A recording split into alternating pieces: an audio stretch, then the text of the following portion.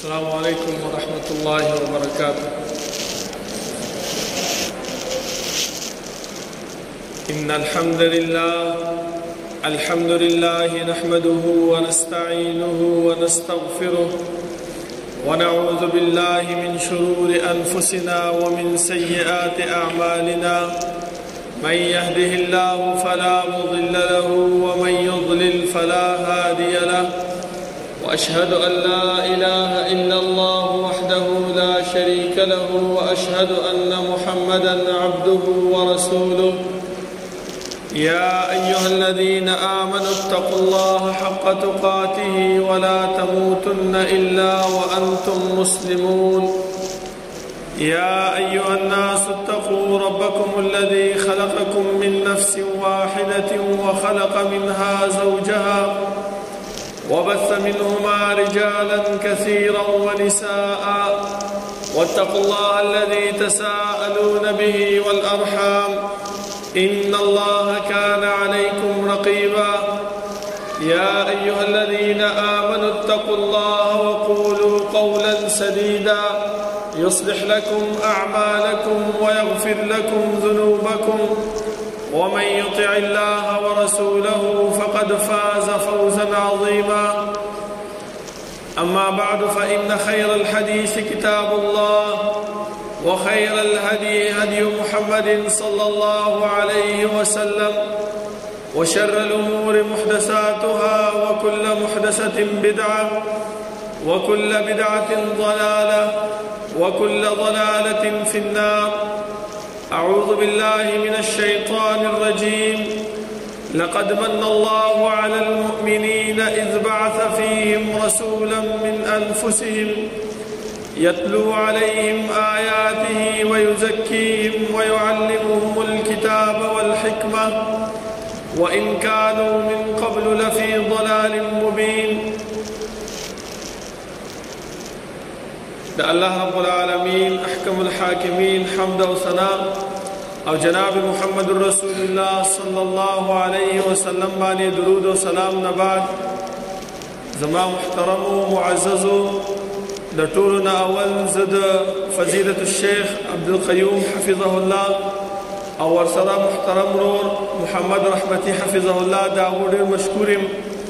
چې زما غوندې یو ورکوړی طالب علم ته د خپله جامعه کې د خبرو کولو او د بیان کولو موقع راکړله، او الله رب العالمین دې د هغو دا جهود په خپل میزان حسنات کې واچوي او د هغې خپل دربار کې قبول کړي چې د عوام الناس د اصلاح دپاره، د عوام الناسو د ښېګړې دپاره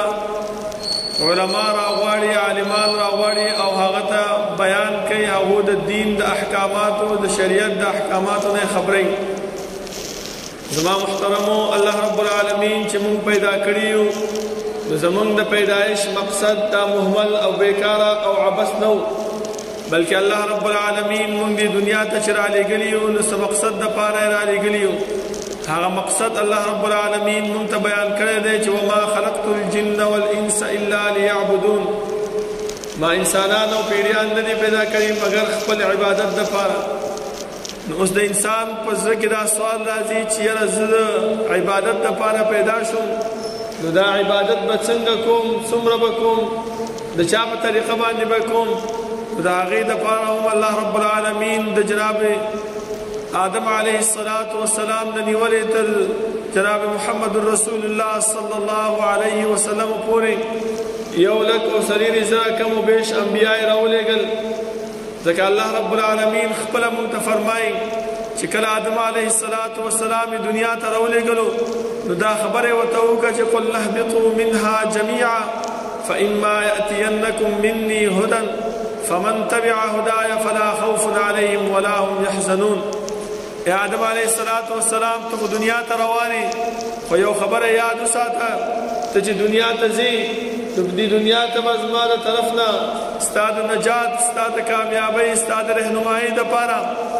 یو قائد، یو رهنما هغه به راځي، هغه به تا د دین د احکاماتو، د شریعت د احکاماتو نه به خبروي، ته به د هغې احکاماتو خبره منې، نو فلا خوف علیهم ولا هم یحزنون. تا باندې باندې یره وي په قبر کې او نه په آخرت کې ته غمجن کېږي او کچرته خبره دی ونه منله نو بیا ویره بم در باندې وي قبر کې به ویریږي چې د قبر عذاب د قبر هغه سختی د قبر هغه تنګستیا او په قبر کې چې الله رب العالمین کوم عذابونه د مشرک او د نافرمان بنده لپاره تیار کړی دی هغه به داسې انسان ته ملاویږي زما محترم او کوم انسان الله رب العالمین فرمایي چې ولا هم يحزنون او دغه مشرک بنده چې کوم خبره نه منونکي بنده دی دا به په آخرت کې غمجن افسوس او ارمان وکړي چې یو نیکي راته ملاوه شي زه د الله رب العالمین د دې سختۍ نه د قیامت د ورځې د دې درد نه د دې وحشت نه زه بچ شم د دې د وجې نه الله رب العالمین موږ ته په آخره کې رسول الله صلی الله علیه وسلم زمونږ د رهنمایۍ دپاره زمونږ د کامیابۍ دپاره هغه راولېږلو او الله رب العالمین چې کله پیغمبر راولېږلو د مکې حالات هغه ستاسو مخکې زما محترمو هغه کې تیاری وي هغه کې تورتم د څه شي د جهالت تیاری د جهالت تورتم هغه موجود رسول الله صلی الله علیه وسلم هغه دین مونږ ته بیان کو هغه جهالت هغه تورتم هغه زمونږ نه لرې کو زما محترم ځکه الله رب العالمین مونږ ته فرمایي چې لقد من الله علی المؤمنین الله رب العالمین په مؤمنانو باندې احسان کړی دی هغه احسان څه شی دی اذ بعث فيهم رسولا من انفسهم تدیو د جنسنا تدیو بشان دی او پیغمبر هغه راولېګلو کاری سو ډیوټي شیوا يعلمهم الكتاب والحكمه ويزكيهم د کتاب او د حکمت علم ورکو او د شرک او د بدعات او د رسومات نه ختمول ځکه الله رب العالمین په قران کریم کې مونږ ته فرمایي زما محترمو چې کوم یو پیغمبر الله را لېږلی ټولو کې اولنۍ مسله هغه د توحید د الله رب العالمین ذکر کړی ده هغه د وحدانیت د الله رب العالمین ذکر کړی دی ځکه الله رب العالمین فرمایي چې هر یو پیغمبر راغلی دا یې ویلي چې یا قوم اعبدوا الله ما لکم من اله غیره د هغې نه وروستو بیا چې کوم قوم کې کوم بدعاتو کم رسوماتو کم د قرآن او د حدیث او دین شریعت خلاف کارونو هغه بیا بیان کول زما محترم لکه نوح علیه السلام قوم وګورئ د صالح علیه السلام قوم وګورئ د لوط علیه السلام قوم وګورئ د ټول انبیاو د توحید نه وروستو هغه خپل قوم د هغه بدعاتونه د هغه کارونه نه منع کړي کم کارونه چې د خلاف شریعت کارونه زما محترم او الله رب العالمین هم متجکم پیغمبر را لګل دي هغه هم مونږ ته ټول کې اول د توحید بیان وکړو دا هغه نه رسټو بیا مونږ د نور کارونو خبر کو چې انسان دا کار وکړه دا کار مکوه دا کار وکړه دا کار مکوه ځکه الله رب العالمین زمونږ سره کرامن کاتبین مقرر کړی دي او هغه کرامن کاتبین زمونږ یو خبره زمونږ یو اعمال هغه لیکي او دا هم راته فرمایل چې انسان د دې خبرونو منکر نشي دا ولې الله رب العالمین کرامن کاتبین موږ سره مقرر کړی دي دا د دې د وجې نه چې سبا انسان د خپل اعمالو منکر نشي ځکه الله رب العالمین موږ ته فرمایي چې کوم یو انسان دا د دنیا ماحول هم دی چې کوم یو انسان یو بد عمل کوي یو خلاف شریعت عمل کوي او چې کله گیر شي محکمې ته ویل شي مشر خواله راوستلی شي هغه د خپلو اعمالو نه منکر کیږي او الله رب العالمین موږ ته فرمایي چې دا مشرک بنده دا بدعتي بنده دا د خلاف د شریعت کار کوونکی بنده دا چې د الله رب العالمین مخې د قیامت په ورځ باندې ودرولی شي نو دا به هم دا فرمایي چې والله ربنا ما كنا مشرکین ای الله موږ خو دنیا کې هېڅ قسم د شرک نه و کړی نو الله رب العالمین به دا کرامن کاتبین چې کوم لیکل کړي دي هغه به زموږ مخې ته کېږي چې وګوره دا د عمل دی په دغه ورځ باندې په دغه ټایم باندې او دغه څه کې دې کړی و بیا به زموږ مخې ته څه جواب نه وي زما محترم بس صرف یو ارمان او افسوس به کوو چې ما لهذا الكتاب لا يغادر صغيرة ولا كبيرة إلا أحصاها څه چل د دې عملنامې دپاره چې زما وړه ګناه غټه ګناه دا ټولې راګیره کړې ده زما محترمو الله رب العالمین چې کوم پیغمبر مونږ ته رالیږلی دی هغه پیغمبر مونږ ته زمونږ د کامیابۍ زمونږ د فلاح دپاره هر قسم اعمال هغه یې مونږ ته ښودلي دي ځکه الله رب العالمین پیغمبر مونږ ته دا فرمایي چې انسانانو تاسو په منځ کې تاسو کې او په مونږ کې دغه یو څو قسمه آلودګي موجود ده یو څو قسمه ګندګي موجود ده هغه د خپل د ځان نه لري کې نو کامیاب او فلاح به ومومئ هغه اولنې ګندګي او هغه اولنې آلودګي چې مونږ کې موجود ده هغه څه شی ده هغه د عقیدې او آلودګي د زما محترمو عقیده د انسان چې پاک وي نو انسان هر قسم ته اعمال هغه الله رب العالمین قبلې ځکه یو صحابي راغی رسول الله صلی الله علیه وسلم خواته او ورته ویل چې الله رسوله زه اول ایمان راوړم که زه اول جهاد ته لاړ شم هغه ورته وفرمایل چې اول ته ایمان راوړه چې ایمان راوړو جهاد ته لاړو او شهید شو نو رسول الله صلی الله علیه وسلم وفرمایل چې عمل قلیلا واجر کثیرا عمل لږ کو او اجر او ثواب ډیر حاصل کړو محترم د ټولو کې اولنې چې د عقیدې آلودګي هغه موږ ځان نه لرې کو کم کار چې کوو کم عمل چې کوو زمونږ په زړه کې زمونږ په دل او دماغ کې دغه خبره موجود ده چې دا الله رب العالمین موږ ته چې کوم پیغمبر را لېږلی دی دغه اعمال هغه موږ ته ښودلي دي دغه اقوال هغه موږ ته ښودلي دي دغه افعال هغه موږ ته ښودلي دي نو الله به زمونږ د عمل قابل د قبول وي او الله رب العالمین به موږ ته د ده په بدله کې جنت راکوي الله رب العالمین به د ده په بدله کې زمونږ اعمال خپل دربار کې قبولوي زما محترمو خو چې کله زمونږ په عقیده کې آلودګي او ګندګي موجود وي نو الله رب العالمین زمونږ هغه اعمال نه قبلوي ځکه شیطان الله رب العالمین موږ سره دشمن ګرځولی دی او هغه موږ ته سمې لارې ته موږ لرې کوي او هغه د الله رب العالمین سره یو وعده کړې وه چې هغه وعده څه شی وه فرمایلي چې الله ماله مهلت د قیامت ورځو پورې راکړه الله رب العالمین چې وله مهلت ورکړو نو بیا یې ورته دا وفرمایل چې الله تا خو زه ګمراه کړم تا خو زه د جنت نه ویستم خو دا ستا بندګانان دا به زه د سمې لارې نه اړوم څنګه به یې اړوم ځکه نن سبا تاسو چې وګورئ هر سړی چې کوم عمل کوي چې ورته وایي چې هلکه دا د خلاف شریعت عمل دی هغه وایي نو ولې صحیح عمل کومه صحیح کار کومه خو هغه عمل د خلاف شریعت وي خو شیطان هغه موږ ته د ثواب په نیت باندې پیش کړی دی د نیک اعمالو په نیت باندې پیش کړی دی موږ نه د هغې نه بیا توبه وباسو نه د هغې نه ځان منې کوو او الله رب العالمین د شیطان دغه وعده کړې وه چې لأزینن لهم فی الارض ولأغوینهم اجمعین ای الله دغه ستا بندګانان دا به زه دیو ته به دا بد عمل دا د خلاف شریعت عمل د ثواب په نیت باندې به پیش کومه ولأغوینهم اجمعین او ټول به زه ګمراه کومه تاسو وګورئ زما محترمو لکه دا ربیع الاول میاشت ده دې کې دا زمونږ مسلمانان وروڼه دا زمونږ د پیغمبر صلی الله علیه وسلم امتیان دیو څه شی کوي دیو صرف په دې کې دا میلاد مناوئ زما محترمو تاسو وګورئ ټولو کې اول دا میلاد مونږ په کوم ورځ باندې مناوو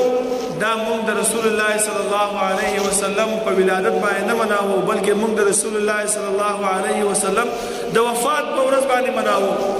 تاسو د تاریخ اوراق وګورئ د علما کرامو کتابونه وګورئ هر یو عالم تر دې پورې چې کوم عالم ته مونږ حکیم الامت وایو هغه هم دغه خبره کړې ده چې د رسول الله صلی الله علیه وسلم پیدایش هغه یا د اتم تاریخ دی یا نهم دی او یا لسم د ربیع الاول دی چا هم دغه خبره نه ده کړې چې د رسول الله صلی الله علیه وسلم پیدایش دا په 12 ربیع الاول باندې او د وفات تاریخ هغه ټول باندې په متفقه طریقې سره په اتفاق سره مو دا ذکر کړی دی چې د رسول الله صلی الله علیه وسلم وفات هغه 12 اوس که موږ ته دا وایو چې دا بدعت عمل دی په دې باندې صحابه او عمل نشته دې باندې تابعین عمل نشته دې باندې تبع تابعین عمل نشته په دې باندې د ائمه عمل نشته نو موږ ته څه وایي دا وګوره دا ګستاخ رسول دی د رسول الله په پیدایش باندې خوشحالي نه مناوئ د رسول الله صلی الله علیه وسلم باندې نعمت چې الله موږ راکړې په هغې باندې خوشحالي نه مناوئ دغه ټاپه باندې موږ باندې لږ زما محترمو او شیطان چې الله رب العالمین سره کومه وعده کړې وه چې لأزینن لهم فی الارض ولأغوینهم اجمعین زه به دا خلک ګمراه کوم او د سمې لارې نه به اړم هغه سمه لاره نه موږ اړئ زما محترمو یوه ورځ شیطان ډېر خفه ناست و په هغه ورځ باندې الله رب العالمین په هغه وختونو کې الله رب العالمین د استغفار او د توبې آیاتونه را نازل کړي نو دې کشرانو شیطانانو ورته وویلې چې مشره ولې خفه څه چل دی هغه ورته وویلې چې یاره ټوله ورځ موږ دا انسان ګمراه کړو د سمې لارې نه یې واړو او الله رب العالمین داسې یو آیات داسې یو خبره نازله کړې ده چې دا انسان یې وایي الله رب العالمین زموږ ټوله خواري برباده کړي هغه څه شی دی الله فرمایي چې یا عبادي الذین اسرفوا على انفسهم لا تقنطوا من رحمت الله اے انسانه چې د خپل ځان باندې زیاتې کړې دي ظلم دې کړی دی د الله د رحمت نه مه امید کېږه بل ځکه الله رب العالمین فرمایي چې د انسان د مسلمان صفت څه شی دی د متقي صفت څه شی دی چې اذا فعلوا فاحشه او ظلموا انفسهم ذكروا الله فاستغفروا لذنوبهم خپل ځان باندې ظلم او زیاتې وکړي نو الله یاد کړي او د خپل د ګناهونو توبه او استغفار وباسي ما محترمو هغه ورته وایي چې دغه استغفار دغه انسان وکړي زمونږ د ټولو ورځې خواري برباده نه لاړه شي دا کشران کې یو کس ډېر هوښیار و هغه ورته مشره دا خو دومره غده خبره نه ده په دې ته خفئ دا خو اسانه خبره ده وایي څه چل به وکړو وایي چل به دا وکړو چې دغه انسانانو ته دغه بد عمل دغه خلاف شریعت عمل دا به ثواب په نیت باندې پیش کړو نو نه به دا به د دې نه توبه وباسي نه به ځان پکې نه منې کوي الټه به په دې کې نوي نوي ایجادات راوباسي وایي دا د ثواب کار دی او دا د نیکۍ کار دی او د نیک عمل کار دی لکه څنګه چې شیطان الله رب العالمین سره وعده کړی چې لأزینن لهم فی الارض ولأغوینهم اجمعین زه به دا بد عمل دیو ته د ثواب په نیت باندې پیش کوم او ټول به ګمراه کوم زما محترم دا اولنې آلودګي چې موږ کې موجود ده هغه د عقیدې آلودګي ده دغه عقیده چې موږ به صحیح کړله نو ان شاء الله الله رب العالمین نو موږ کامیاب هم کړي او الله رب العالمین نو موږ جنت هم داخل کړي او که چېرته دغه عقیده موږ برابره نه کړله بد دا هم ویله چې وګوره که نه د نیکو اعمالو نه ما منع کوي د رسول الله صلی الله علیه وسلم عاداتو نه ما منع کوي موږ د ګستاخ رسول نه په زمره کې راولي دا د عاشق رسول نه دی زما محترم لږ موږ سوچ دې خبرې ته وکړو چې آیا صحابه کرام ابو بکر رضی الله عنه عمر رضی الله عنه عثمان رضی الله عنه علي رضی الله عنه حسن حسین رضی الله عنه ابن عمر ابن مسعود معاویه رضی الله عنه دا ټول صحابه د عاشقان رسول نو د رسول الله صلی الله علیه وسلم باندې ځان نه ورکولو د هغې اطاعت به یې نه کولو د هغې دین یې نه خپرولو دیو ټولو کړی دی لیکن دغه ورځ دیو نه ده مناوه کړې ها دا یو خبره یاد به وساتو په دې باندې دلته یو مسله دا ده چې ټیک ده موږ د رسول الله صلی الله علیه وسلم په ولادت باندې خوشحالي مناوو خو ورځ پوره تعین نه ګرځو زما محترمو لکه وګورئ تاسو الله رب العالمین فرمایي چې انسان ته خرچه وکړه انفاق فی سبیل الله وکړه لکه یو انسان کور کې مړی وشي پلار یې وفات شي مور یې وفات شي زوی یې وفات شي ورور یې وفات شي او دا د هغې دپاره خیرات او صدقه کوي نو الله رب العالمین د داسې انسان خیرات او صدقه هغه څه کوي قبلی زما محترمو هغې له په دې باندې اجر ورکوي په دې باندې احادیث موجود دي خو یو انسان داسې دی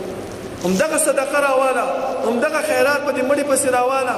چې دا یې په درېیم ورځ باندې کوي دا یې په څلوېښتمه باندې کوي دا یې زیارت ورځ باندې کوي دا یې په کلیزه باندې کوي دا یې په بل ورځ باندې کوي دا ورځ ورته تعینوي دغه تعین د ورځې زما محترم دغه بدعت دی په دې باندې الله رب العالمین مونږ ته اجر او ثواب نه راکوي او دغه خبره د رسول الله صلی الله علیه وسلم د دین او د شریعت هغه خلاف دی زما محترم نو همدغه رنګ زما محترم تاسو وګورئ چې کله رسول الله صلی الله علیه وسلم پیدا شو او هغې والدې د هغې خبر د هغه نیکه عبدالمطلب ته راوړلو او هغه په کعبه کې و نو ډېر د خوشحالۍ نه پاڅېدو او دغه خبر چې کله د هغې تره ابولهب ته ورسېدو هغه څه وکړلو ډېر د خوشحالۍ نه خپله وینځه ازاده کړله زما محترمو نو تاسو خپله سوچ وکئ چې دغه خوشحالي چا مناوه کړې وه زما محترمو لیکن زمونږ په دغه کې څه شی دی اطاعت او تابعداري ده زما محترمو بله الودګي چې کوم مونږ ته پیغمبر بیان کړی دی که الله رب العالمین چې د پیغمبر ډیوټي ایښې وه اذ بعث فیهم رسولا من انفسهم يتلو عليهم آياته ويزكيهم ويعلمهم الكتاب والحكمة هغه کتاب او هغه حکمت چې کوم مونږ ته پیغمبر صلی الله علیه وسلم خودلې ده او زمونږ د پلار ابراهیم علیه السلام هغه دعا ده چې هغه فرمایي ربنا وابعث فيهم رسولا من انفسهم يتلو عليهم آياته ويزكيهم انك انت العزيز الحكيم هغه دعا الله رب العالمین قبول کړی ده او هغه مونږ ته یو بل الودګي خودلې زما محترمو چې هغه نن سبا هغه الودګي زمونږ په دې معاشره کې موجود ده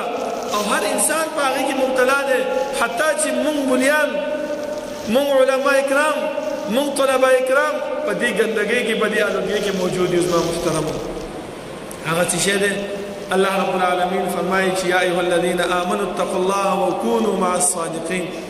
اے ایمان والو تقوا اختیار کړئ او د رښتینو سره شئ زما محترم راځي اوس ګورو دې خبرې ته چې په دې معاشره کې زمونږ معاشره کې دا دروغ څومره عام دي ځکه الله رب العالمین چې پیغمبر مونږ ته رالیږلی دی هغه مونږ ته قرآن کریم احادیث د رسول الله صلی الله علیه وسلم احکامات دا ټول مونږ ته بیان کړل په هغې احکاماتو کې دغه د دروغو احکام هم موجود دی په یو ورځ رسول الله صلی الله علیه وسلم جماعت کې ناستو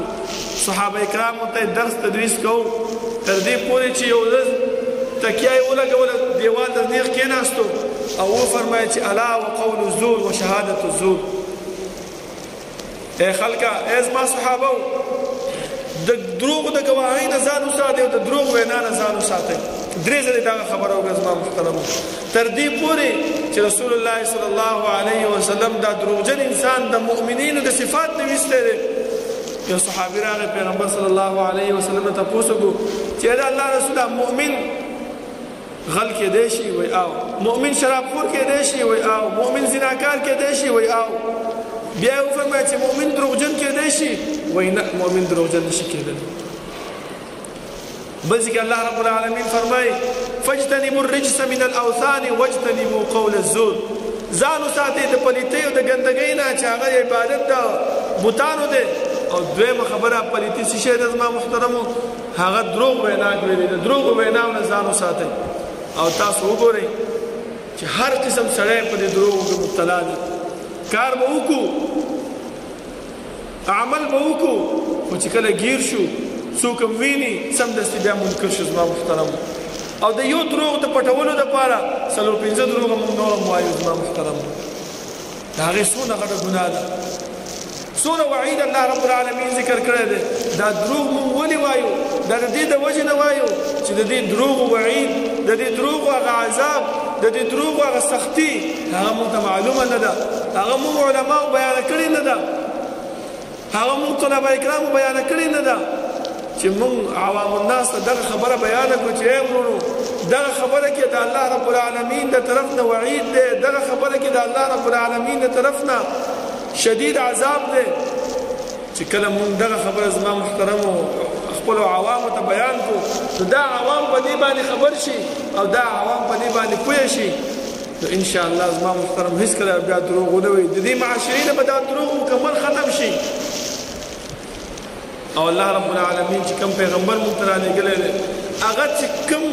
احسان الله رب العالمین په مونږ امتیانو باندې په مونږ مؤمنانو باندې کړی دی هغه احسان کما حقه هغه مونږ ته بیان کړی دی د حجة الوداع په موقع باندې رسول الله صلی الله علیه وسلم صحابه کرامو ته وفرمایل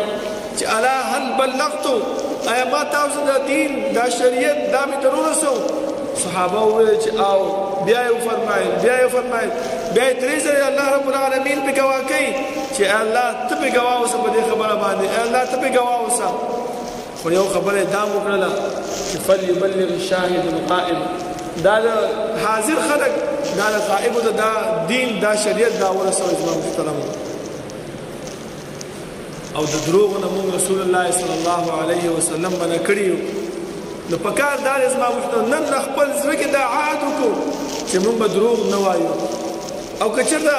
د انسان نه وویلم شي نو سمدستي بیا د الله رب العالمین توبه او استغفار غوښتل پکار دی ځکه شیطان هغه مونږ پورې نښتی دی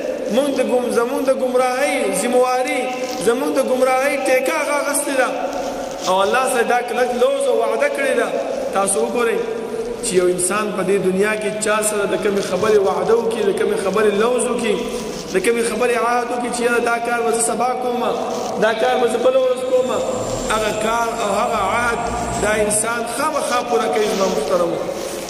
تر دې پورې په زړه کې دغه خبره راولي چې یاره که ما دا کار ونه کړو نو زه به د فلاني سړي ته به دروغجن ثابت شم دې فلاني سړي ته به زما په نیز باندې دروغجن به حساب شم هغه شیطان هم د الله رب العالمین سره وعده او لوز کړی دی چې لأزینن لهم فی الارض ولأغوینهم اجمعین زه به دا انسان ګمراه کوم او د سمې لارې نه به اړوم زما محترمو بل هغه آلودګي چې مونږ ته رسول الله صلی الله علیه وسلم ښودلې ده هغه لین دین کول دي معاملات کول دي پکار دا دی چې مونږ خپل معاملات هغه مونږ صفا کړو زما محترمو ځکه رسول الله صلی الله علیه وسلم یو ورځ بازار ته ووتو بازار کې چکر لګولو چې یو دکاندار خوانه راغی او وی کتلې یو دکاندار یو سامان یخی دی او د سامان د برې وچ سامان دغه اچولی دی او لاندې چې لاس ووالو هغه ټول لامده او بیکار او خراب شی پروت و رسول الله صلی الله علیه وسلم فرمایي چې داسې شی دی هغه ورته وویل چې الله رسوله اصابه المطر دې له باران رسېدلی د پیغمبر صلی الله علیه وسلم فرمایل چې ولې تا دا د باران شی ولې نه اوچتولو چې دا اوچت کړی دی او د باران شی دې راښکته کړی په هغې باندې دا پټ کړی دی نو بیا یې وفرمایل چې من غش فلیس منا چا چې دوکه وکړه هغه زمونږ نه دی د لین دین کې چا چې دوکه وکړه هغه زمونږ نه دی زما محترمو پکار دا دی زما محترمو چې مونږ په دغه معاملاتو کې خپل ځان صفا کو اول خپل د عقیدې کوشش وکړو چې خپل عقیده برابر کړو ځکه د صحابه کرامو تاریخ د رسول الله صلی الله علیه وسلم سیرت هغه زموږ مخې ته پروت دی چې هغه څنګه زندگی تیره کړې ده څنګه اطاعت رسول الله صلی الله علیه وسلم کړی دی او څنګه د هغې خبره یې منلې ده او الله رب العالمین ځکه فرمایي چې فإن آمنوا بمثل ما آمنتم به فقد اهتدوا ای امته که چېرته تاسو د دې صحابه کرامو په شان دې ایمان راوړو او د دې په شان دې عمل هم شروع کړو نو فقد اهتدوا تاسو به کامیاب شئ تاسو به د کامیابۍ په لاره روان شئ او الله رب العالمین په دنیا کې چې دیو د جنت زیری ورکړی دی نو په دغه خبرې ورکړی دی چې دیو د الله رب العالمین او د پیغمبر صلی الله علیه وسلم تابعداري کما حقه هغه یې کړې ده زما محترمو نو ولې هغه صحابه کرام هم زموږ په شان انسانانو هغه هم زموږ په شان ژوند تېرولو هغه هم زموږ په شان بازار کې به تلل راتلل سودا به یې کوله خو بیا هم دین طرف ته توجه یې ورکړې وه الله رب العالمین چې کم دین کم شریعت را لېږلی و هغې طرف ته ځان یې وقف کړی و پیغمبر به چې کومه مسله بیانه کړه کوشش به یې دا کولو چې هغه خپل زندګۍ کې راولي او که چېرته دغه کوشش مونږ هم وکړو زما محترمو نو الله رب العالمین به هماغه شان د کامیابي هماغه شان د فلاح هماغه شان د جنت هغه به زموږ نصیب او زموږ مقدر هم وګرځوي الله رب العالمین نه دعا ده چې الله رب العالمین د عمل کولو توفیق راکړي او الله رب العالمین دې زموږ نه د عقیدوي آلودګي او زموږ د نور آلودګي چې مونږ کې موجود ده دینی آلودګي ده که د معاملاتو آلودګي ده دا ټول دی الله رب العالمین زموږ نه ختم کړي او الله رب العالمین زموږ نه هغه کارونه والي چې د جنت مستحق به مونږ وګرځېږو اقول قولي هذا واستغفر الله لي ولكم ولسائر المسلمين سبحان ربك رب العزة عما يصفون وسلام على المرسلين والحمد لله رب العالمين والسلام عليكم ورحمة الله وبركاته